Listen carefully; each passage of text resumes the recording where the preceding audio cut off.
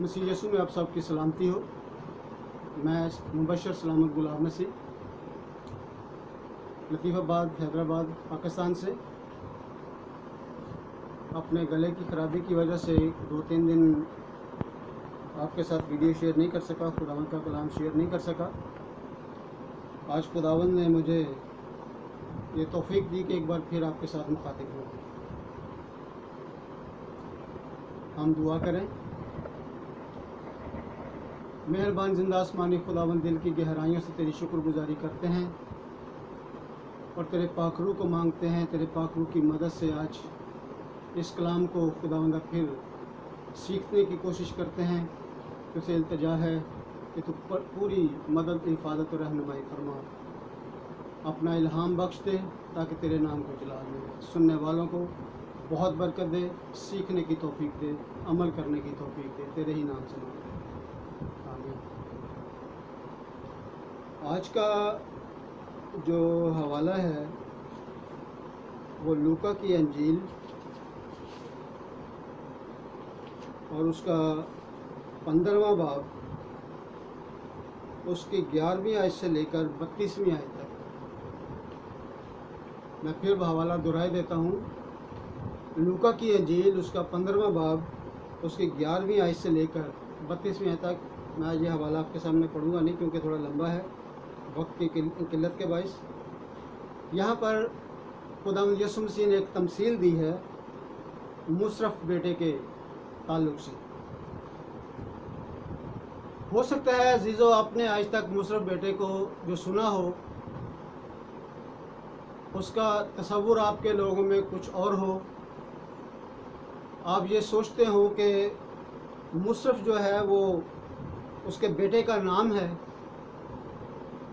लेकिन मैं आपके सामने जो अभी शेयर करने वाला हूँ, आपको बताने वाला हूँ, वो ये है कि मुशर्रफ उस बेटे का नाम नहीं है, बल्कि उसके अमल की एक निशानदही है, उसकी पहचान है कि वो क्या है। मुशर्रफ का मतलब है फजूल खर्च, बहुत खर्च करने वाला, खाऊ, बेजा खर्च करने वाला और उड़ाऊ। एक शख्स यानी एक बाप है और उसके 2 बेटे हैं, एक फरमानबरदार है और दूसरा नाफरमान। जो नाफरमान है वो छोटा बेटा है और जो मुशर्रफ कहलाया गया या कहलाया जाता है, वो मुशर्रफ क्यों कहलाया गया? जैसा कि हम पहले हमने इसके मतलब देखे हैं। मुशर्रफ का मतलब क्या है कि फजूल खर्च या खाऊ या उड़ाऊ। ये फजूल खर्च क्यों था? अगर आयत हम इसी बाब की आयत 14वीं आयत पढ़ें तो उसमें लिखा है, और जब सब खर्च कर चुका तो उस मुल्क में सख्त काल पड़ा और वो मोहताज हो गया। और अगर 13वीं आयत भी पढ़ लें तो उसमें ये लिखा है, और बहुत दिन ना गुजरे कि छोटा बेटा अपना सब कुछ जमा करके दूर दराज मुल्क को रवाना हुआ और वहाँ अपना माल बद चलनी में उड़ा दिया। तो इसको मुशर्रफ जो कहते हैं वो बद चलनी, आवारगी, इस वजह से इसको ज़्यादा, और ये ज़्यादा बल्कि बेजा खर्च करने वाला, जो कि सही रास्ते नहीं बल्कि उल्टे रास्ते पर चलते हुए ज़्यादा खर्च करता है। बदचलन का मतलब होता है जिसका किरदार बुरा हो, बुरे चाल चलन वाला। बुरे चाल चलन से मुराद वो शराबी, जानी, लड़ाई झगड़ा करने वाला, मारपीट करने वाला या हर तरह की बदी अपने अंदर रखने वाला हो सकता है। इसलिए कि जब कोई उल्टे काम करता है तो उसको उसी हिसाब से पैसा भी चाहिए होता है کیونکہ اس بدی کے راستے میں فضول خرچی بہت ہے اور اسی کو مصرف کہا جاتا ہے۔ اور اس بیٹے نے اپنے باپ کے ناک میں دم کر رکھا تھا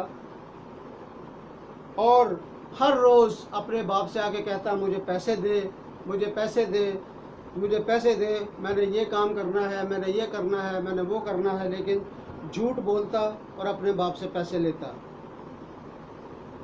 مصرف نام جو اس کو دیا گیا وہ ایسے ہی ہے جیسے ہم قتل کرنے والے کو قاتل کہتے ہیں، شراب پینے والے کو شرابی کہتے ہیں، زنا کرنے والے کو زانی کہتے ہیں، لچا پن یا لڑائی جھگڑا کرنے والے کو بدماش کہتے ہیں۔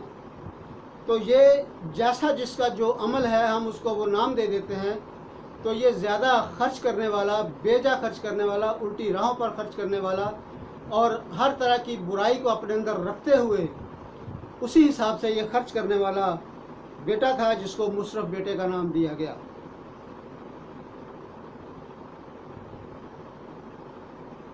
اس طرح کے سارے کام اس چھوٹے بیٹے میں موجود تھے، اسی لیے اسے مصرف کہا گیا تھا۔ پھر اس نے ایک اور قدم بڑھایا اور اپنے باپ سے حصہ مانگ لیا۔ وہ کہتا ہے کہ میرے پاس، یا اس کے دوست یار جو اس کے ساتھ ہوں گے انہوں نے کہا ہوگا کہ ہاں بھی چلیں، تو اس نے کہا میرے پاس پیسے نہیں ہیں۔ تو اس نے اپنے دوستوں سے جو صلاح مشورہ کیا اور انہوں نے مشورہ دیا کہ اپنے باپ سے جا کے جائیداد کے پیسے مانگ لے، حصہ مانگ لے۔ اس نے اپنے باپ سے آ کے کہا کہ جو میرے حصے کا ہے وہ مجھے دے دے۔ باپ نے اب اس کا حصہ اسے دے دیا اور لکھا ہے کہ کچھ دنوں کے بعد وہ بہت دور دراز ملک میں چلا گیا، کیونکہ اس کے ذہن پر جو چیز سوار ہے وہ برائی ہے اور وہ ہر طرح سے برائی کرنا چاہتا ہے، وہ برائی سے باز آنا نہیں چاہتا اور اس کو ایسی لت لگ چکی ہے اپنے دوستوں کے ساتھ مل کر کہ اس برائی کو چھوڑنا ہی نہیں چاہتا۔ خاص طور سے میں نوجوانوں سے مخاطب ہو کر کہتا ہوں کہ اپنے ایسے دوستوں سے کنارہ کریں جو آپ کو اس بات تک مجبور کر دیں کہ وہ آپ کے گھر میں نفاق ڈال دیں، اپنی ضروریات کو بھی اسی کے ذریعے سے پورا کرنا چاہتے ہیں کہ جا اپنے گھر سے پیسے لا، جا اپنے گھر سے چوری کر کے پیسے لا، اپنے ماں باپ سے لڑ کر پیسے لے کر آ۔ لیکن کیا ہوتا ہے کہ وہ اپنے دوستوں کی، اپنے سوچ کی بات کو عمل میں پیرا ہو کر وہ ہر کام کر گزرتا ہے جو نامناسب ہے۔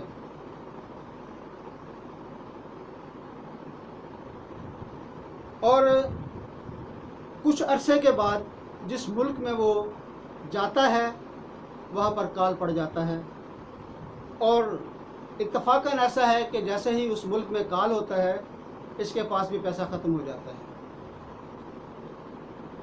تب وہاں پر یہ شخص ہمیں اکیلا نظر آتا ہے۔ جب تک اس کے پاس پیسہ تھا تو اس کے دوست اس کے ساتھ تھے، کیونکہ اس کے پیسے کے وسیلہ سے، اس کی پیسے کی وجہ سے ساتھ میں ان کی ضروریات بھی پوری ہو رہی تھی۔ لیکن جیسے جیسے انہوں نے دیکھا کہ اب اس کا جیب خالی ہوتی جا رہی ہے تو وہ اس کو چھوڑتے چلے گئے، اور ایک وقت ایسا آیا کہ وہ ایک شخص کے پاس گیا، اس کو کہنے لگا کہ مجھے کام دے دے۔ اس کہا کہ میرے پاس سور ہیں، ان کو چرا۔ اور اس نے لکھا ہے کہ آرزو کی کہ جو سور کھاتے ہیں میں بھی وہی پھلیاں کھاؤں۔ اتنی اس کی صورت جو ہے وہ بدحال ہو گئی کہ وہ سور کے ساتھ پھلیاں کھانے کے لیے مجبور ہو گیا۔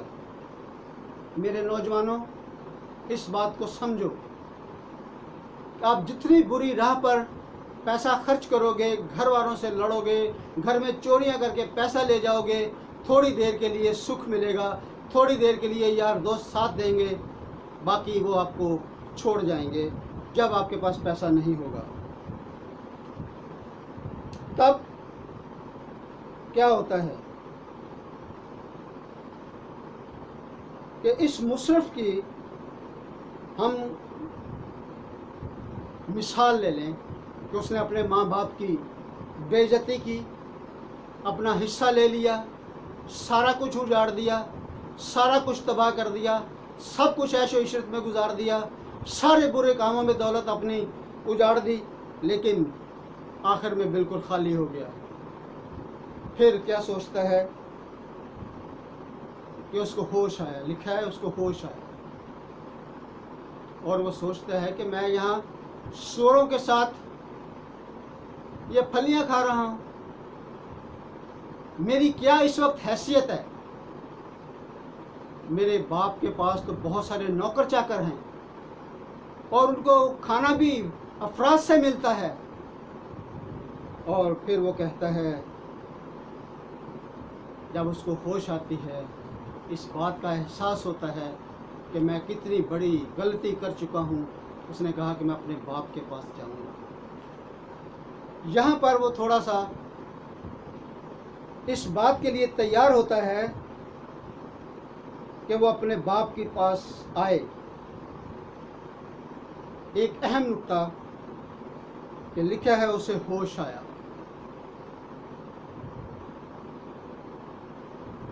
तो होश आने का मतलब है कि उसको अक्ल आई, या उसको शऊर आया, या उसको आगाही हो गई, या वो हवास ले आया।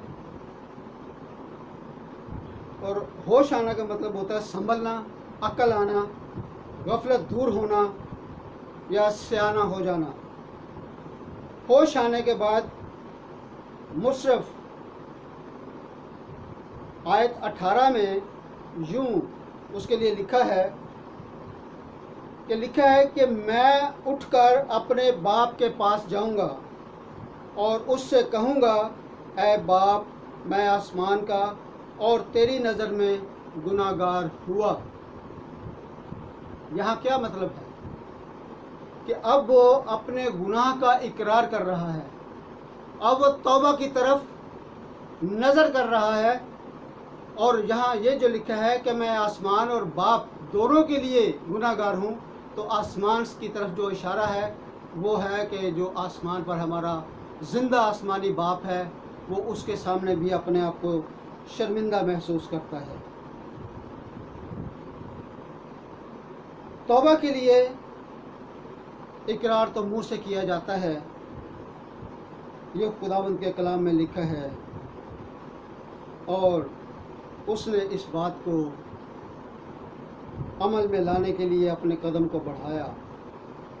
अगर हम इसके साथ ही कि इसने कहा कि मैं अपने बाप के पास जाऊंगा, अपने गुनाह का इकरार करता है कि मैं अब गुनाहगार हूँ और मेरा बाप मुझे माफ़ कर देगा, और उसको कहूँगा कि मुझे अपने नौकरों जैसा ही रख ले। लूका की अंजील उसका 18वां बाब उसके 9वीं आयत से 14वीं आयत में पढ़ें तो यहाँ पर एक और कहानी हमें मिलती है, वो है फरीसी और महसूल लेने वाले की।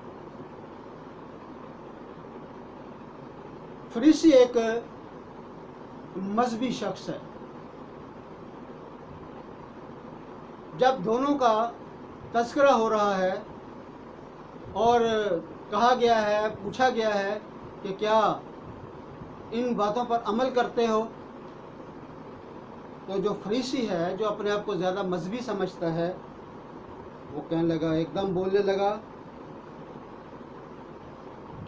कि अपने जी में यूं दुआ करने लगा। कौन? फरीसी।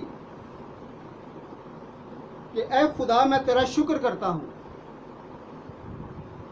गौर कीजिएगा कि बाकी आदमियों की तरह जालिम, बेइंसाफ, जिनाकार या इस महसूल लेने वाले की मानिंद नहीं हूँ। मैं तो हफ्ता में 2 बार रोज़े रखता हूँ, अपनी आमदनी की दयागी देता हूँ। फ़ख्रिया जुमले, वो फ़ख्र करता है, तकब्बुर करता है, और ये चीज़ खुदावंद को पसंद नहीं है। मगर महसूल लेने वाले ने क्या कहा कि आसमान की तरफ आंख उठाई और खुदावंद के सामने अपनी छाती पीट पीट कर कहने लगा, ऐ खुदा, मुझ गुनाहगार पर रहम कर। यानी उसने माफ़ी मांगी, उसने अपने आप को कम पाया, उसने अपने आप को गुनाहगार पाया।